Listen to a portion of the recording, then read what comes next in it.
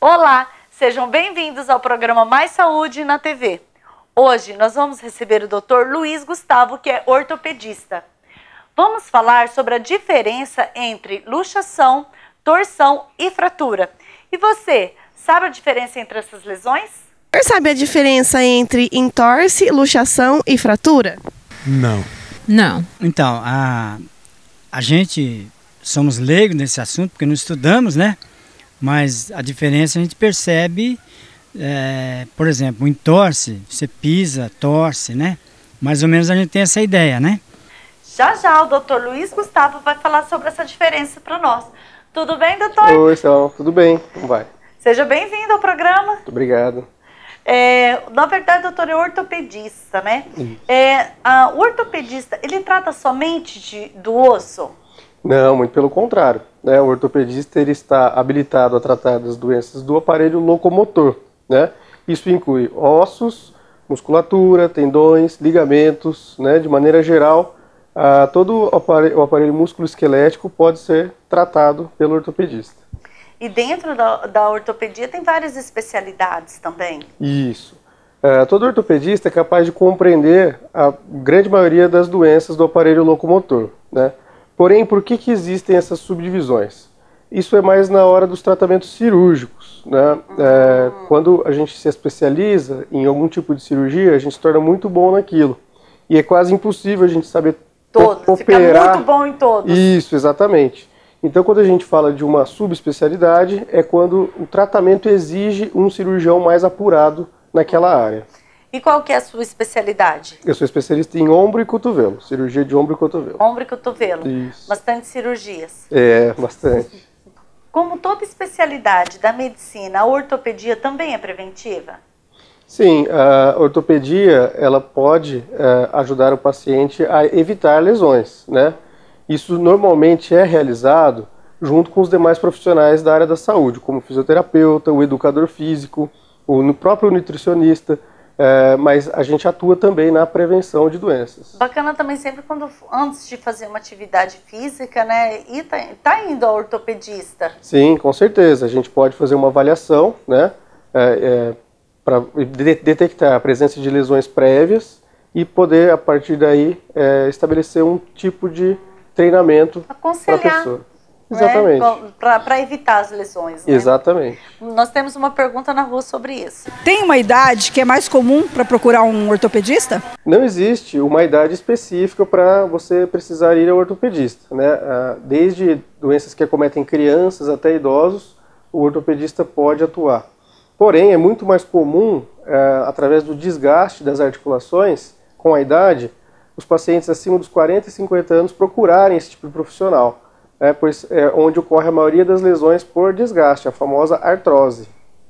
Fala um pouco pra gente sobre o nosso sistema locomotor, né? Porque tudo é interligado. Sim, todos os ossos do corpo eles são encaixados, né, de maneira perfeita. E para esses ossos se manterem no lugar, sem ficarem saindo do lugar com facilidade, existem os ligamentos que seguram eles no lugar. Para dar movimento a eles, existem os músculos e os tendões, e assim toda a estrutura vai sendo formada, né? Com isso a gente consegue ter força, se movimentar e fazer as atividades do dia a dia. A má postura também é um problema comum? Sim, a má postura faz com que as estruturas que não são feitas para sustentar o corpo acabem sendo forçadas, e isso pode gerar dor e gerar lesões. A melhor maneira assim, de corrigir a postura é uma atividade física, alongamento, se reeducar mesmo? O primeiro passo é a atenção, a postura. Como você disse, a reeducação. A gente tem que estar sempre atento para como está a nossa postura, seja na hora de dirigir, na hora de ler um livro. Hoje em dia também muito comum o uso de celulares. Tablets. Né? Cada vez a gente está mais assim, né? Exatamente. Então a gente tem que prestar atenção nisso, primeira coisa. Em segundo lugar, fortalecer a musculatura de sustentação própria, né? Geralmente da parte das costas, tanto da coluna lombar, que é a coluna mais baixa, como a torácica e a cervical. E problema de coluna é algo que incomoda, né? Sim, muito comum e que causa muito prejuízo do ponto de vista laboral. a pessoa deixa de trabalhar por conta de dores na coluna, né? Sim, incomoda muito, fica muito em pé ou sentado, qualquer posição que a gente fica atrapalha mesmo. Fica desconfortável. Né? Quais são os problemas mais comuns, assim, na ortopedia, assim, que parece muito, assim, para o doutor no consultório no dia a dia? Sim, no dia a dia é muito comum exatamente as dores nas costas, né? É uma das queixas mais frequentes no consultório. Pode ser gerado pela má postura ou pode ser gerado por outras patologias, né, que pode estar cometendo a coluna, por exemplo. Outra queixa muito comum são as dores nos joelhos. Né? Como o Brasil é o país do futebol, é muito comum a gente ver atletas amadores com lesões nos joelhos. Além disso, como veio a pergunta da rua, com o passar dos anos, é muito comum as articulações dos joelhos se desgastarem. É muito comum falar que desgasta, né? Sim, é a famosa artrose. Então, a artrose de joelho, hoje, no nosso meio, é a mais comum também de ser vista. É a mais comum. Depois a gente vai falar sobre uma novidade sobre isso também, sim, né? Sim, temos sim. Vamos agora para um rápido intervalo e já a gente volta.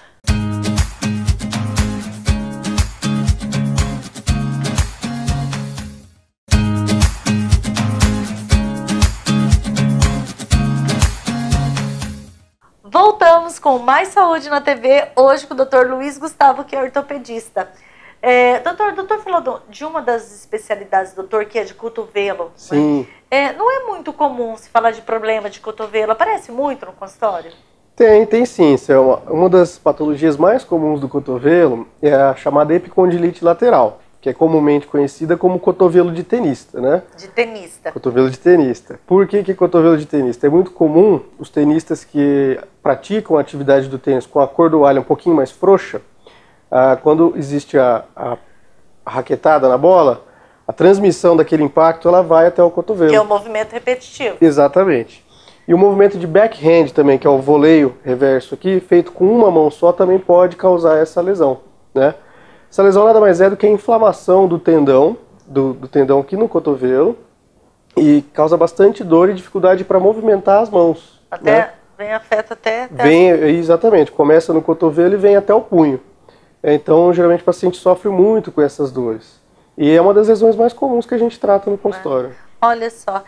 Mas vamos, né, ao nosso tema de hoje do programa, que é a diferença entre torção, luxação, fratura. Você falou também tem a contusão. Contusão, né? Exatamente. Qual que é a diferença entre essas lesões? Então, essa é uma pergunta excelente, eu diria, porque é muito comum haver confusão entre esses termos. Apesar de serem simples, é muito comum a confusão. É comum a gente ouvir muito no consultório do pronto-socorro, quando a gente explica para o paciente que não houve nenhuma fratura, então ele fala, doutor, então foi só uma luxação? Mas uma luxação, na verdade, é algo bastante grave, como eu vou explicar. Então a gente vai fazer lá do mais simples para o mais complexo primeiro. O mais simples é a contusão. Contusão nada mais é do que a pancada, né? Quando a gente bate o braço em algum lugar, bate a perna. Fica dolorido, às vezes fica roxo, que é o hematoma, né? Machuca só a parte do músculo ali, da pele, não é nada mais grave. Aí não afetou osso, nem ligamento. Nem ligamento, nem tendão, nada. Tá? Sim. Depois disso, vem os entorses. Os entorses, eles podem ser simples, quando uma... Que é o que a gente chama de, eu torci. Isso, eu virei o pé. É muito comum o pé, né? Isso é quando uma articulação ela é forçada ao seu extremo. Pode ser bem simples, porque os ligamentos seguram isso, tá? Porém, se a energia desse trauma for muito grande, os ligamentos podem arrebentar, podem machucar, e isso pode se tornar algo mais grave. Tá? Nossa, imagino a dor. Então, muitas vezes o entorse, né, ou a torção, ele pode ser algo muito simples, mas já pode ser algo também que precisa de um tratamento um pouco mais prolongado. Geralmente, na hora, já dá aquela inchadinha mesmo. Sim, normalmente fica com um inchaço muito grande, bastante dor, dificuldade em fazer algum movimento naquela região. Sim, e o outro? Depois disso é o extremo do entorse. Se os ligamentos não aguentarem mais e todos arrebentarem, então a articulação ela é deslocada. Isso é a luxação. Luxação. Tá? Então a luxação nada mais é do que quando um osso desencaixa do outro, né? É muito comum no nosso meio as luxações de ombro. O ombro sai totalmente fora do lugar. Mas pode acontecer em outros locais, como cotovelo, joelho, tornozelo. Todas, onde tiver juntinhas, pode Sim, acontecer. Onde tiver dois ossos ligados ali, se eles se deslocarem, é uma luxação. É uma luxação. Já é algo bastante grave, porque todos os ligamentos que seguram aqueles ossos estão rasgados, né? Estão destruídos, exatamente. Então, geralmente, necessita de uma cirurgia já. De uma cirurgia, já é esse caso cirúrgico. Exatamente. Então, quando o paciente fala, foi só uma luxação? Luxação é algo grave, não queira ter uma luxação. Depois a gente tem a fratura. Exatamente. A fratura é quando o trauma ela ocorre diretamente no osso, né? Então machuca a pele, machuca o músculo que está embaixo da pele e a energia passa para o osso, fraturando ele. Pode ser desde um simples trincado, né? Mas que não deixa de ser uma fratura, até uma ruptura completa desse osso e o deslocamento dos pedaços, dos fragmentos também, né?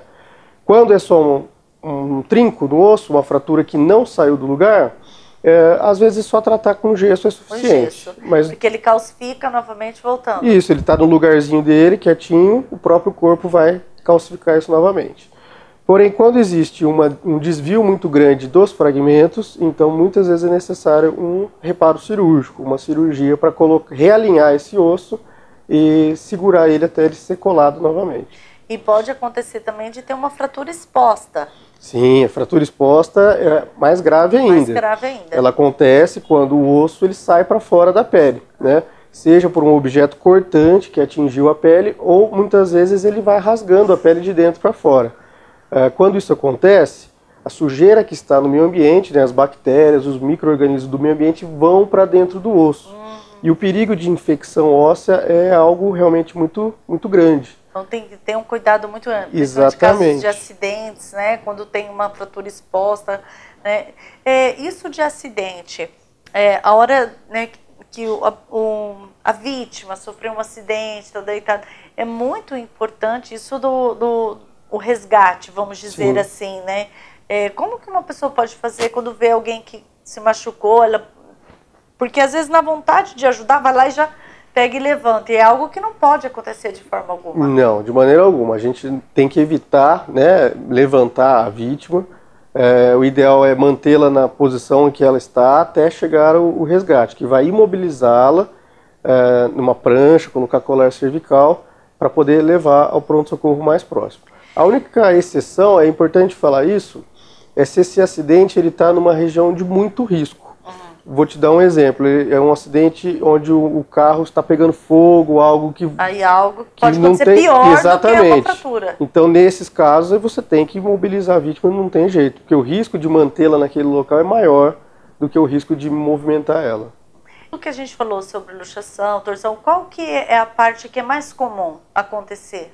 As fraturas são as mais comuns, sim. Você começou, né, falando de uma e foi até a fratura, até a mais grave. Mas eu tive a impressão que a luxação também, ela é muito grave também. Deu a impressão de, às vezes, ser maior do que a fratura. Sim, a luxação é algo realmente bastante grave. O que acontece é que algumas luxações vão ser mais graves do que algumas fraturas, porém algumas fraturas vão ser mais graves do que algumas luxações. Isso é muito, então, dependente de qual osso foi afetado. Qual que é a parte do corpo que sofre uma fratura que é mais difícil de tratar? Boa pergunta. As fraturas, geralmente, da parte da bacia, do acetábulo, que a gente chama, são fraturas mais difíceis de tratamento porque elas estão segurando os órgãos internos, né? Então, existe risco de lesão de intestino, de lesão de bexiga, lesão, às vezes, até de fígado, baço. Então, são fraturas que realmente são mais desafiadoras para o tratamento. Vamos a mais uma perguntinha da rua? Claro. Como tratar cada uma delas? Então, cada tipo de lesão vai ter o seu tratamento de acordo com o grau dessa lesão, né?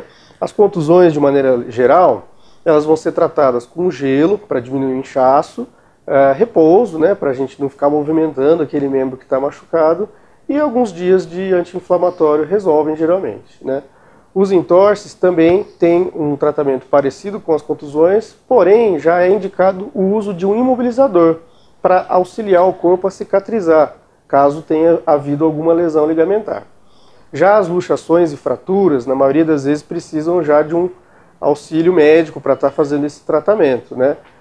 Como foi dito, muitas vezes elas podem ser tratadas de maneira mais simples, com o uso de uma imobilização, tipo gesso, ou também pode ser preciso, às vezes, um tratamento com cirurgia. Você falou do gelo. É muito comum quando, né, a gente leva alguma pancada, alguma coisa, a gente colocar o gelo. Por que o gelo? O gelo ele vai fazer com que a diminuição da temperatura no local diminua o calibre dos vasos. Então ele é indicado nas primeiras 48 até 72 horas do trauma, para diminuir o inchaço. Na hora que a gente sofre o trauma, é comum nosso sistema inflamatório fazer com que os vasos abram para levar bastante sangue para aquela região. Isso que provoca o inchaço, tá? Então o gelo ele vai evitar isso, ele vai fazer com que os vasos, pela ação do frio, eles diminuam de tamanho e façam com que esse inchaço seja menor. Então, para ajudar mais no inchaço mesmo, exatamente. Não na dor. Não, na dor ele auxilia também, mas nem tanto, é mais na parte do inchaço. Após essas 72 horas, o sistema inflamatório do corpo ele diminui já essa ação. Então aí está indicado, na verdade, o uso de calor local, porque a gente quer que ele... Aí já é diferente. Na verdade, o sistema é o mesmo, mas agora o corpo trabalha para tirar o inchaço.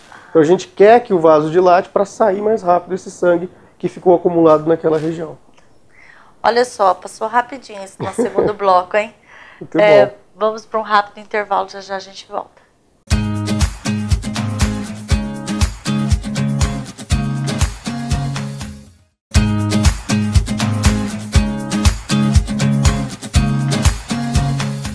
Voltando com Mais Saúde na TV, hoje o Dr. Luiz Gustavo, que é ortopedista.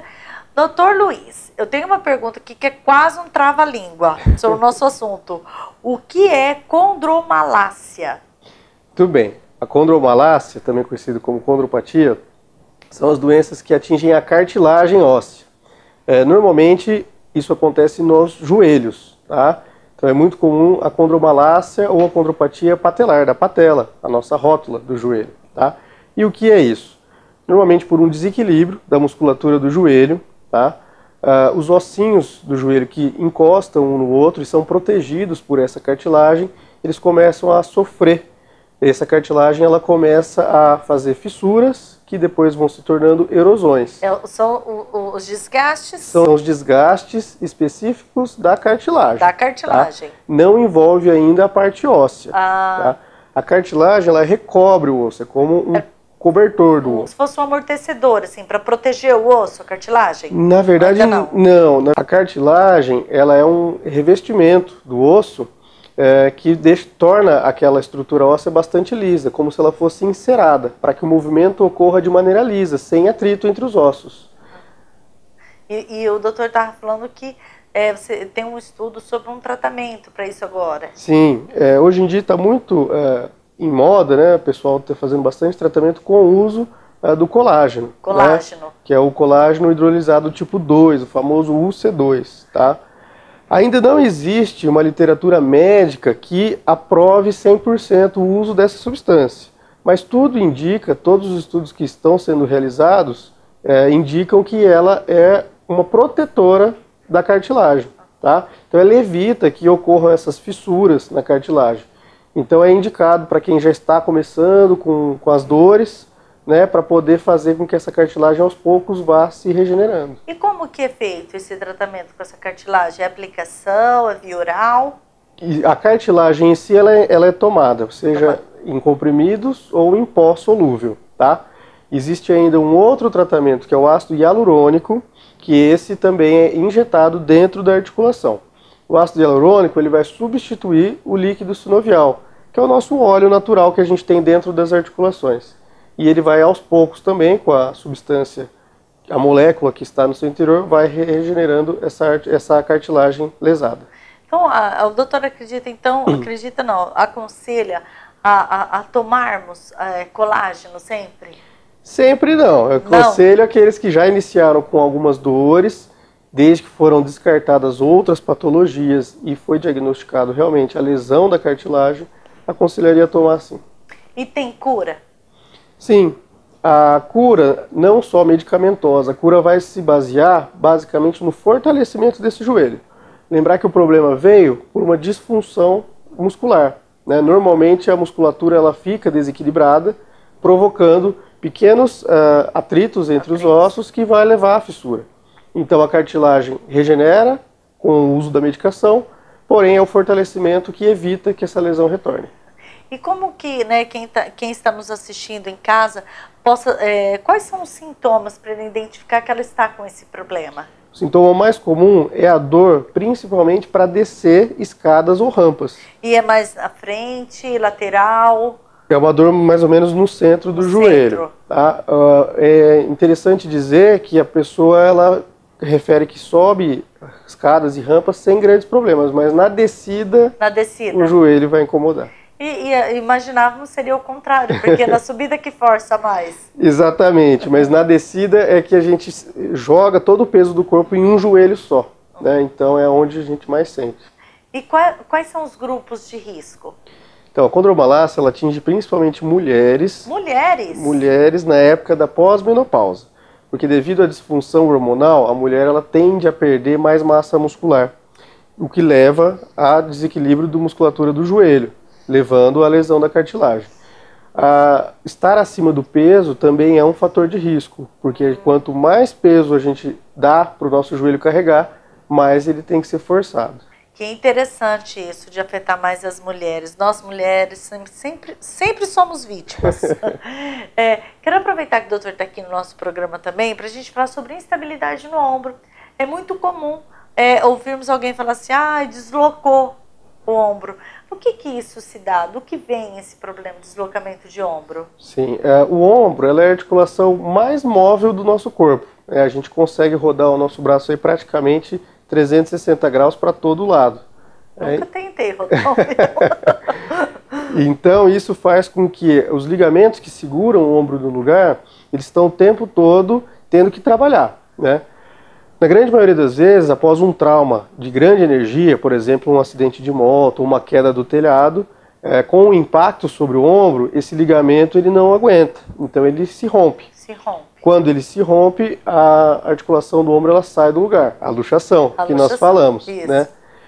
Porém, todo mundo acha que não é tão grave. Exatamente.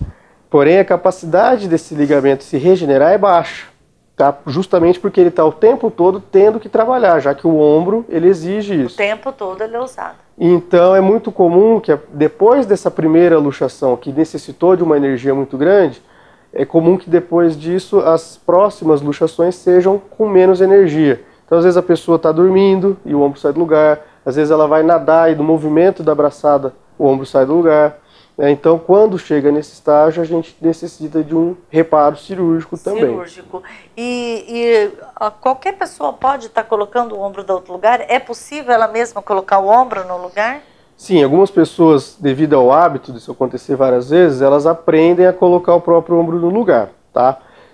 Não é recomendado que outra pessoa que não tenha o treinamento para isso ajude, porque em alguns casos pode acontecer de ao voltar o ombro para o lugar, esse ombro enroscar e acabar acontecendo uma fratura, né? Então a pessoa acha que às vezes está ajudando, mas ela pode estar quebrando o ombro.